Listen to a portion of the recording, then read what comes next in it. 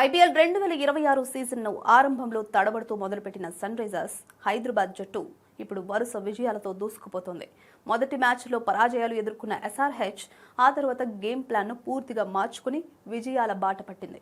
ఈ మార్పులో కీలక పాత్ర పోషించిన ఆటగాడు ఇషాన్ కిషన్ అని చెప్పడంలో ఎలాంటి సందేహమూ లేదు.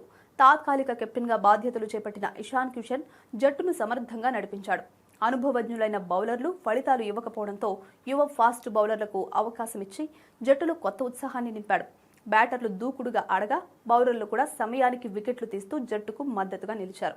శనివారం రాత్రి రాజస్థాన్ రాయల్స్ పై జరిగిన మ్యాచ్లో ఇషాన్ కిషన్ కీలక ఇన్నింగ్స్ ఆడుతూ 229 పరుగుల భారీ లక్ష్యాన్ని ఛేదించడంలో ప్రధాన పాత్ర పోషించాడు.